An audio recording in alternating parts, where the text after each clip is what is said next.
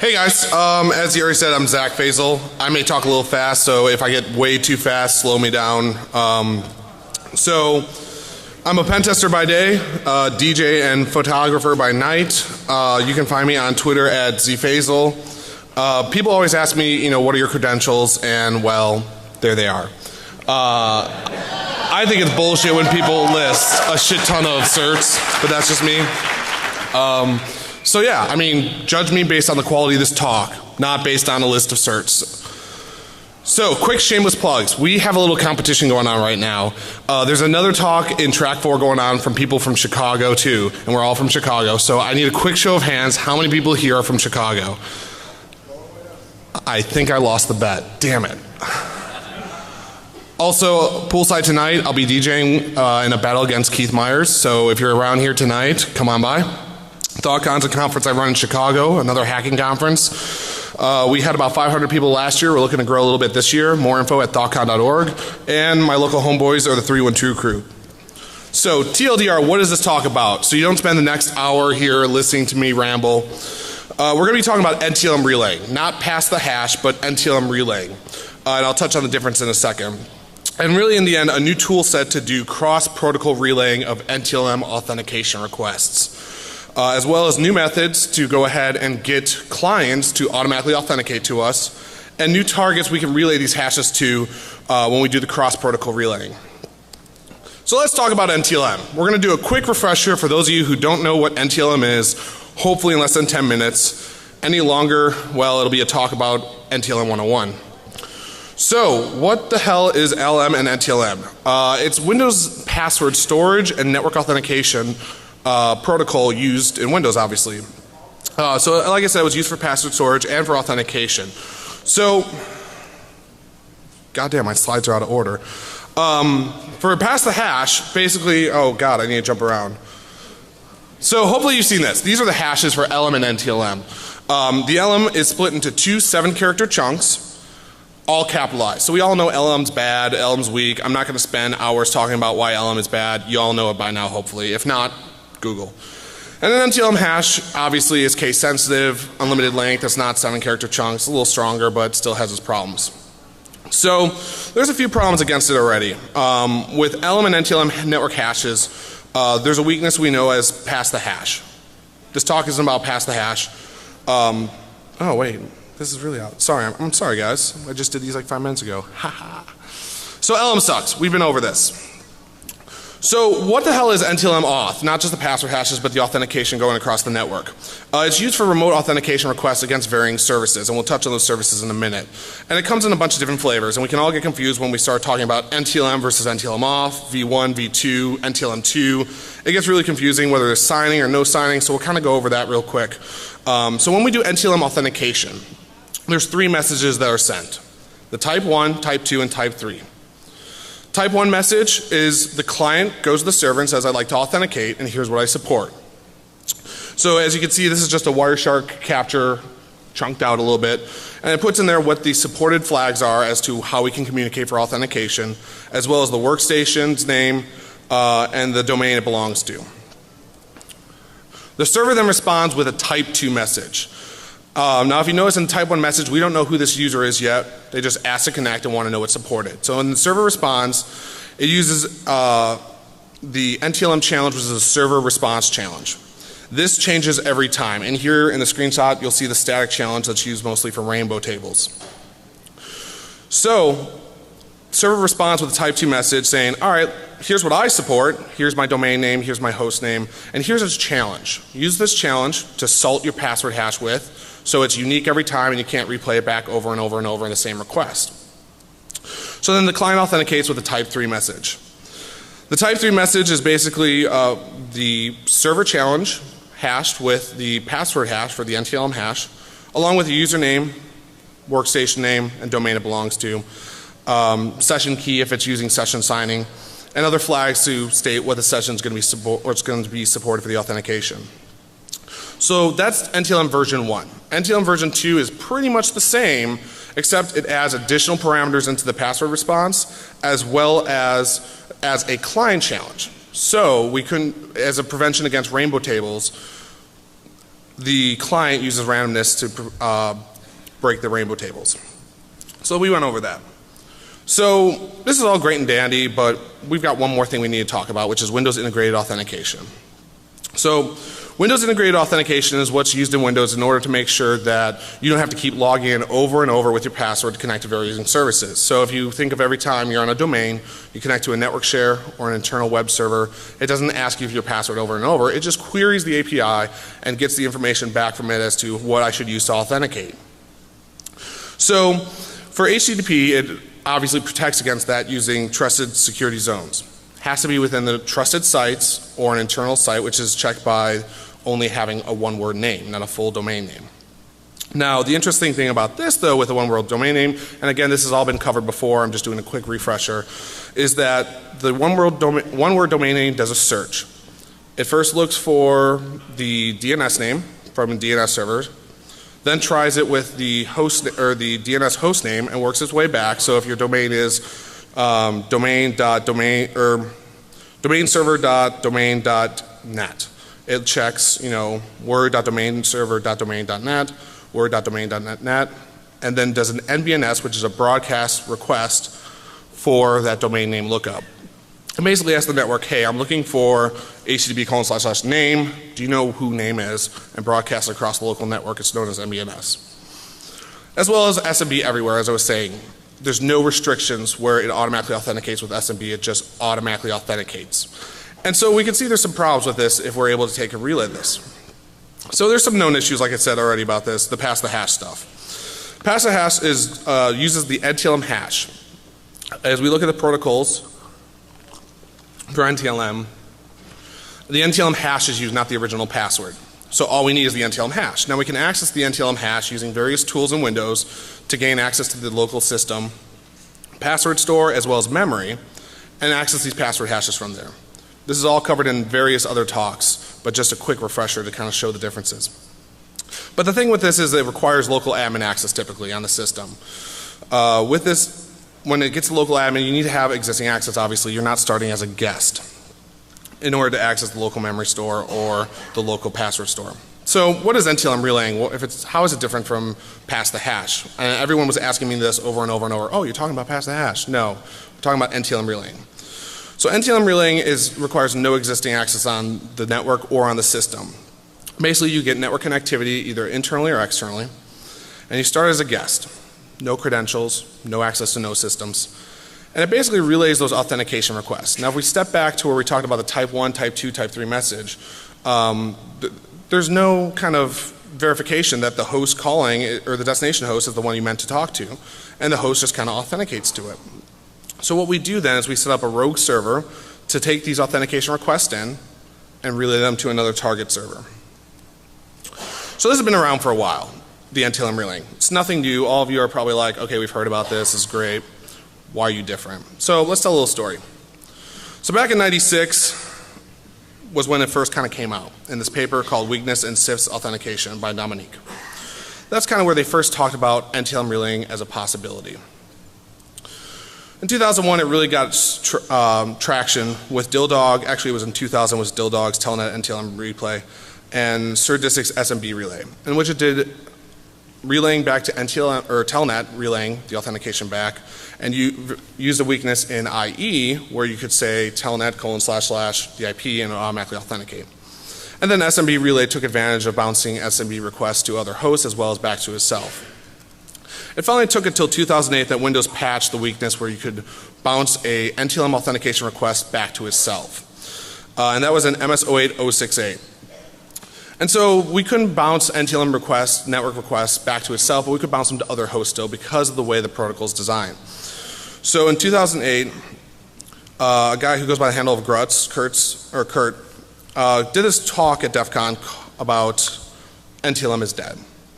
And I thought that was one of the best talks that year because its impact on corporate environments is great. We could talk about mobile phones and how it affects everyone, but really the core data in corporate environments, it hurts. So he talked about writing this tool, does NTLM relaying over HTTP. And he talked about the potential of doing it with, as an SMB server as well to get these authentication requests. And so this was actually screenshotted 2 days ago. it's still an open case on his Squirtle application. And I don't think he really has any intention of maintaining it. So I decided, you know, these weaknesses sound familiar over and over. We keep talking about there's problems over and over and over and over, and they're not getting fixed. Every environment still has pretty much NTLM enabled in corporate environments. So what does it sound like to me? Well, it kind of sounded like the problem we complained over and over and over about websites not doing SSL encryption for their authentication requests as well as managing their cookies. So in 2010, Firesheep came out. Most of you are probably familiar with this. It was a way of capturing cookies and using the sessions that it was able to capture over Wi-Fi or over sniffing of the network and impersonate these users. And I asked myself, why did this have so much traction? Why did this all of a sudden make everyone change? Well, it's because it was so easy to use. It was so easy for just anyone to start up the application and impersonate someone. So I kind of decided to start on this goal.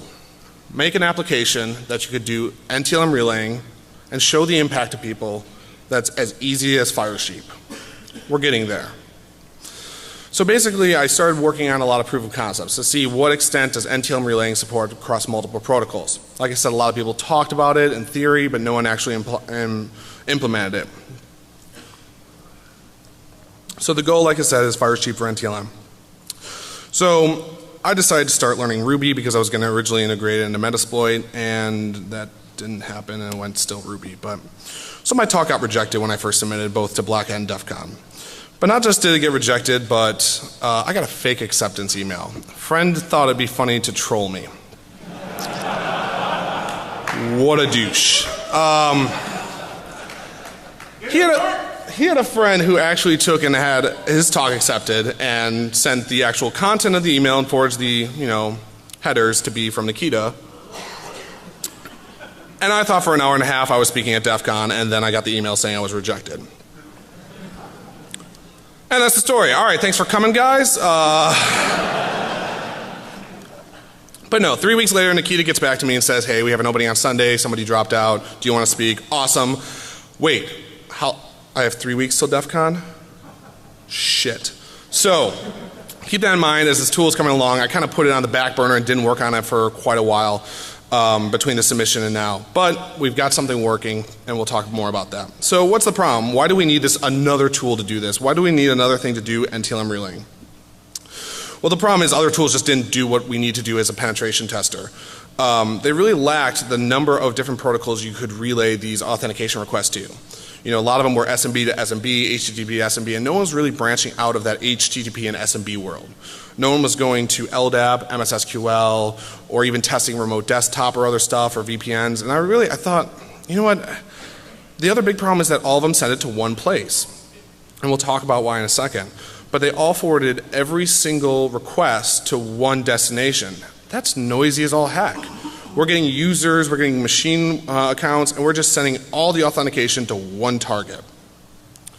And I realized the reason why is we didn't know who the users were before the type 3 message. And if you remember the type 1, type 2, type 3 message, the type 2 message is what specifies the challenge.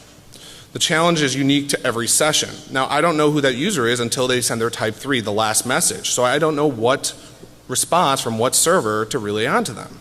Well, why aren't any other tools doing this? And so I looked more into the protocols of SMB and HTTP, and well, we'll talk about that in a second. Oh, and it's not going away. Windows 8 and Windows 2012 still supports NTLM by default. And that's kind of scary that we know these protocol weaknesses are there, but NTLM's not going away. So we really need something to say, hey, as an organization, you need to, under your own accord, start protecting yourself against these attacks. So I wanted to be a problem solver.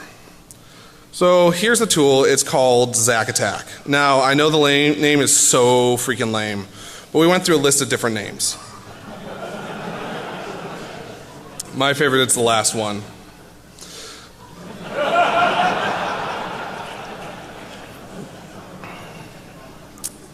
So what's in this tool?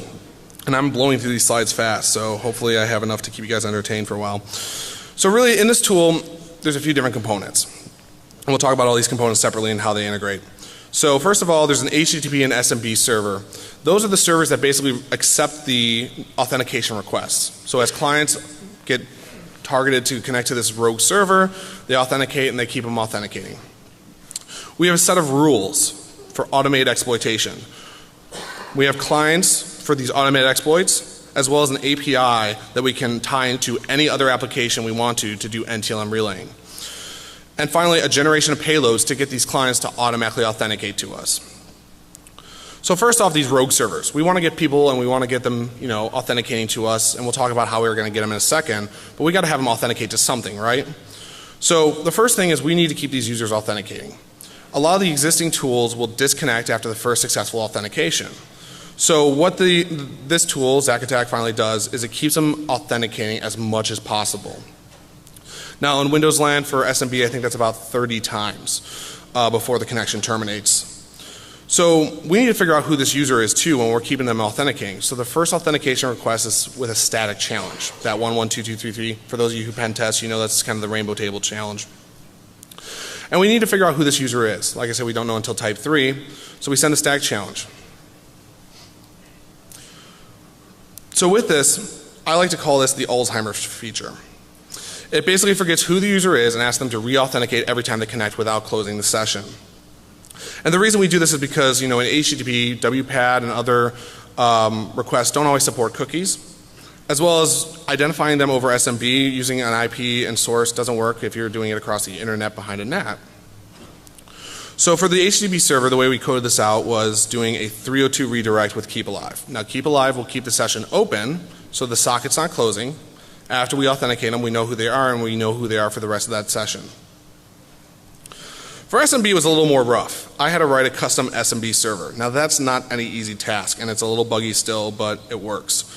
So after they authenticate and it does a setup and X connection, for those of you who aren't familiar with it, I'm not going to go too in depth into the SMB protocol. That would be a whole nother 2 hours. But after it gets the authentication request, it kind of forgets who they are and says, oh hey great, nice to meet you again, cool, oh I want to connect, wait who are you again? And starts the authentication request over. So we need to get these authentication requests coming to that HTTP and SMB server, right? And a lot of people have asked, how do you do man in the middle? What do you do? Well, there's a few different ways we can get people authenticating to our server to then bounce them to other stuff.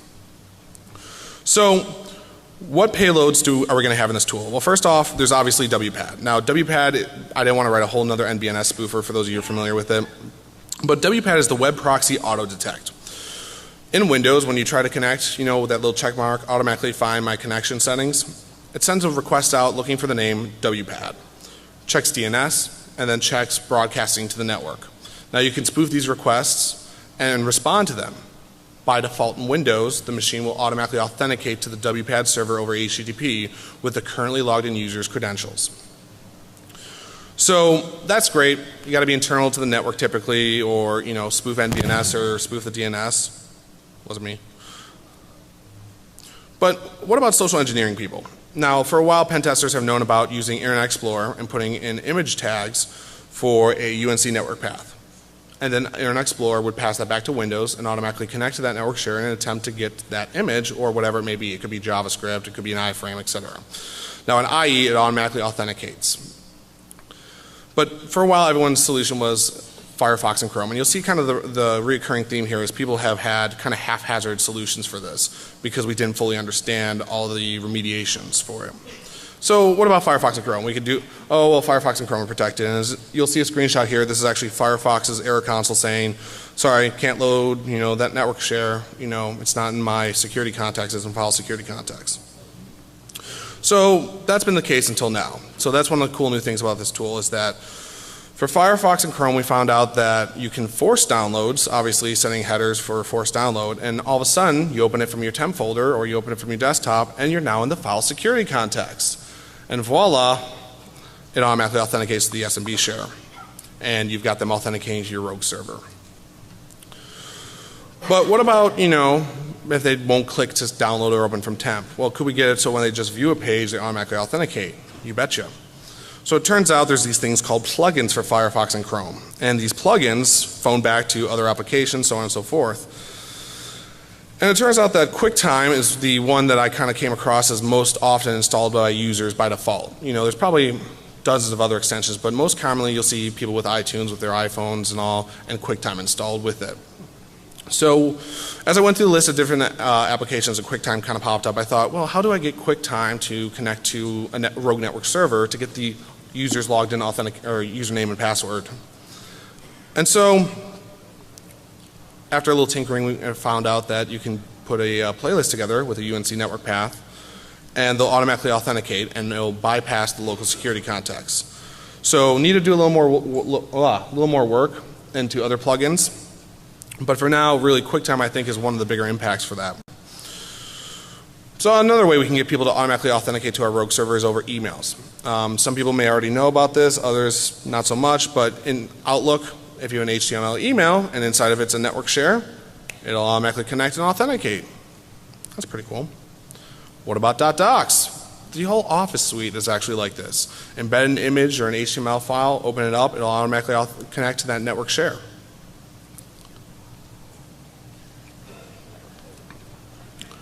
One of the other things is the desktop.ini files. Now this again wasn't made as well known, but it's been out there, is that you can generate desktop.ini files to say that the icon resource or the wallpaper for that folder is a network share. And again, the system will automatically connect, attempt to get that icon, and log in with the currently used credentials. And LNK network shortcut files. You can set other parameters in there to automatically connect. So the tool set automatically creates these desktop.ini files, automatically creates the HTML files, really quick, really easy. And obviously the last one is man in the middle. You can redirect NTLM authentication requests or inject HTML content in the page. While the tool doesn't do this, it helps with it. But that's the ways you can get clients connecting to these rogue servers to do the relaying. So the existing tool sets out there that do NTLM relaying over SMB or HTTP, you can use all these today to go ahead and use other tools to get them authenticating to you. So one of the cool things that I thought about Squirtle, the tool I kind of used as a starting point for this, was that it did API requests where you could use any tool you wrote to get these type 2 and type 3 messages. And so with the type 3 messages, that's the final authentication request. You need to pass the type 2 to the API and you get the type 3 back. So I wrote up an API quick so you can use any tool set you want, any tool you can modify the source code of, and use the rogue servers to connect. Well, that's great. But that requires you to have some interaction when you're a pen tester or you're testing people. So what I wrote together that's new for different than any other tool is a set of rules. All the other relay tools, like I said, forward everything to one source, and now we're identifying who these users are. So to really show the impact, I wanted to have it so with one click, like I said, in 60 seconds, you could get domain admin. So with that, you know, we write these rules out then in the new application to say, when we figure out this user belongs to a group and they may have access over here, do something automatically when they connect. No longer do we have to try to get them to connect and wait and hope they come back around, but as soon as you see a user, do this. So the rule set's pretty simple, and I'll show it in the UI in a little bit. If a user is in a certain group, then use this module, whether it be whatever the client is, SMB, HTTP, etc. We good? I just hear fuzz. I didn't touch anything, I swear. Okay. So, no, we're not so good. Better? Okay. Swear I didn't touch it. So we write these rule sets basically to say if a user is in this group and they're in this module to perform this action against these targets. And should we do it just once or per every user? But I'll show that in a second. So the rule sets kind of go through this sequence of automatically looking for these API requests, looking for these unwritten rules, and keep doing it. Keep going through this until it times out.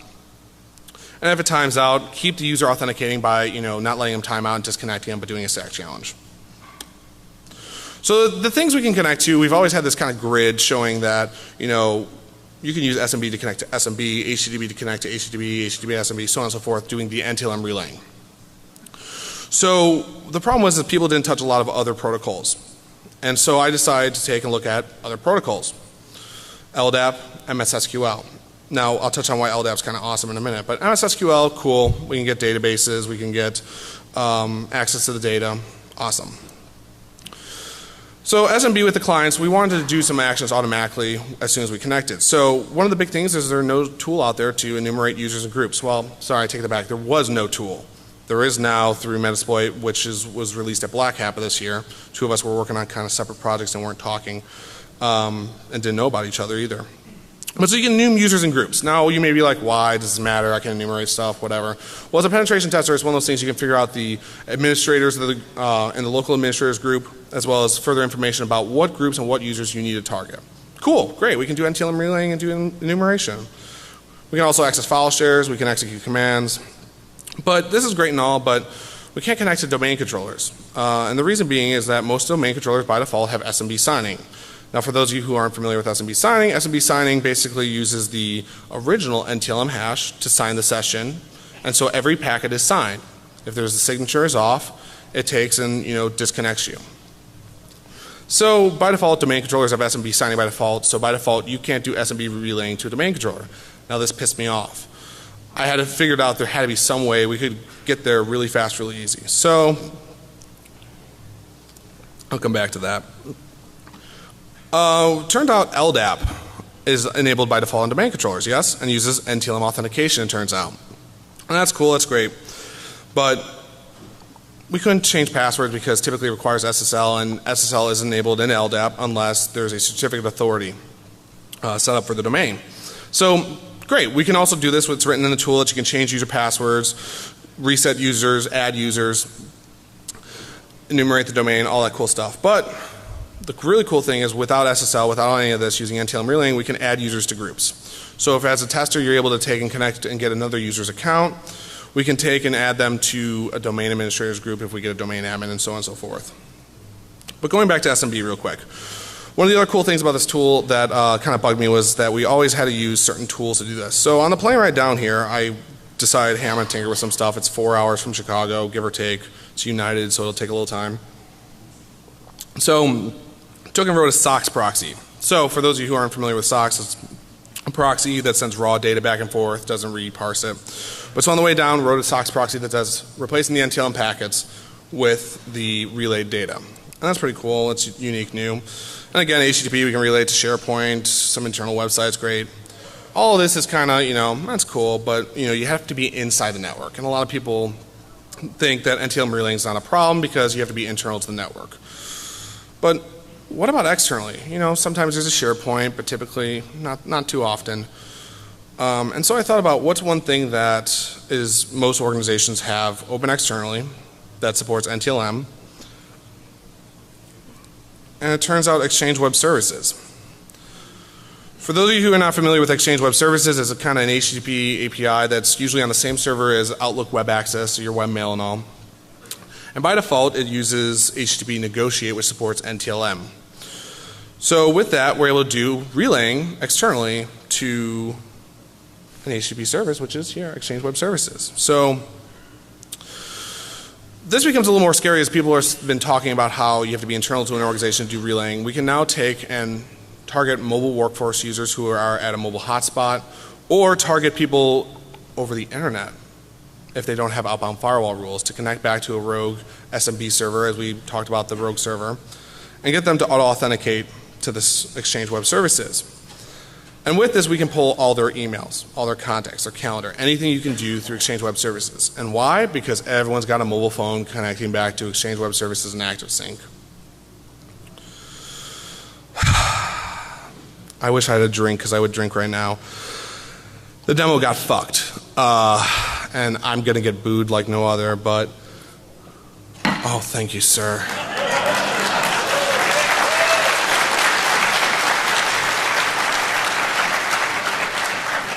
You are a gentleman and a scholar.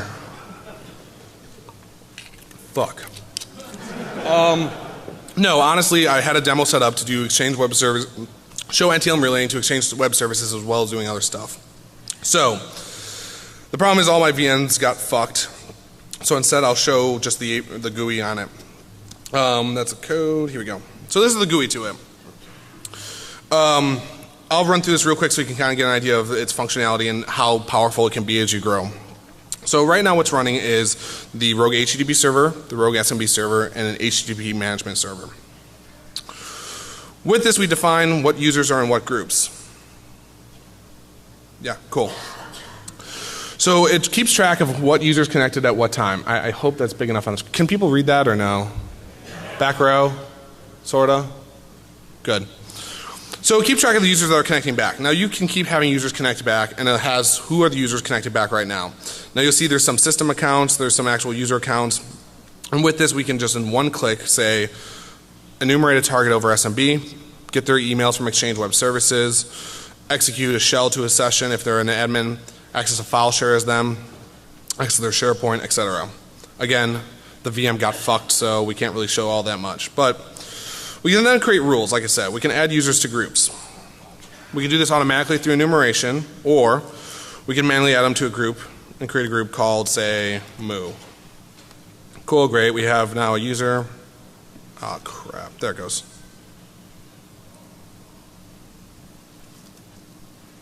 Like I said, the demo gods do not like me.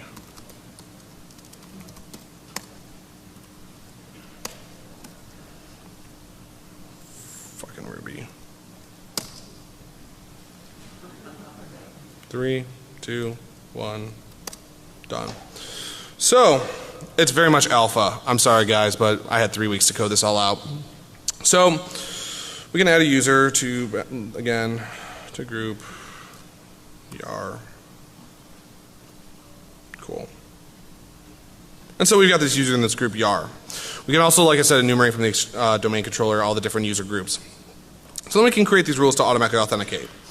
So in this case I already have a rule in here. So if you see a user in group users yar, then connect over Exchange Web Services to targets and target groups. Right now there aren't any. But we can easily add one, say 10.1, 10, 250 to target group.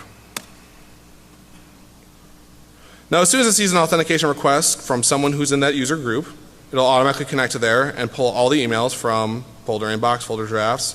We can easily add saying, here's another folder, let's pull their sent items. And voila, it adds that rule. Now what's cool about this tool is that as it does this authentication request, a lot of the tools keep having you re-authenticate. What it does is it keeps the session open when it connects to this rogue and perform this action. So instead of re-authenticating every time it tries to get the inbox, it keeps the session alive so you don't have to re-authenticate. So we have about 30 requests coming in from the system, so we can set about probably 30 rules in the first try. And then in that one connection, perform various actions. And like I said, we can repeat it for all the users and all the targets we connect, or just certain targets. Now at the same time, we can generate the payloads, like I said, generating the HTML, the desktop.ini, the doc, LNK file, zip file. The LNK file doesn't work, it just says how to do it, as well as generate the HTML email automatically. So I'm trying to make it as simple as possible, like I said, the fire sheep of NTLM relaying. And finally, it keeps track of all the user hashes like it did before in the static authentication. And so you can try to crack the passwords as well. So since the demo's fucked, that's about the best I can show right now for a demo. And I'm sorry. I'm really sorry guys. I'm so pissed that it went to shit on the plane. So how do we prevent or protect ourselves against this? Really, everyone's had varying solutions for how to protect against it. And I lost a slide. People have said use NTLM version 2. The tool supports NTLM version 2. There's nothing different about NTLM version 2 than NTLM version 1 that we can't relay. So really the thing you need to do right now if you're a sysadmin is go home and firewall outbound 445. This will prevent anyone from sending you any of these rogue payloads and getting you to automatically authenticate out of the environment. But that doesn't protect against mobile workforce, etc. So in Windows 7 there's a group policy you can set to limit who you can authenticate to you over NTLM. And everyone said the solution is Kerberos. Kerberos, Kerberos, Kerberos. It is. But the problem is telling an organization you have to switch everything to Kerberos today is not going to work. The problem is there's a lot of stuff that doesn't support Kerberos. The other thing is that if you enable Kerberos, you have to force Kerberos. You can't support NTLM at all. The same thing with signing. For those of you who don't know signing, every packet is signed then by the original password hash. So with SMB signing, LDAP signing, HTTP, extended authentication, it all has to be forced, not just supported. And that's a big misconception that people have is that I enable signing, that should be fine. You have to force it, which in turn breaks a lot of stuff. So before you go out there trying to fix NTLM relaying and NTLM issues in your organization, test, because it'll break a lot of legacy stuff. So really, there's a lot of balance you have to take when you're trying to protect yourself against it as an organization. As end users, typically you don't have to worry about this, but when you're a corporate sysadmin, the big issue is that you need to move away from NTLM.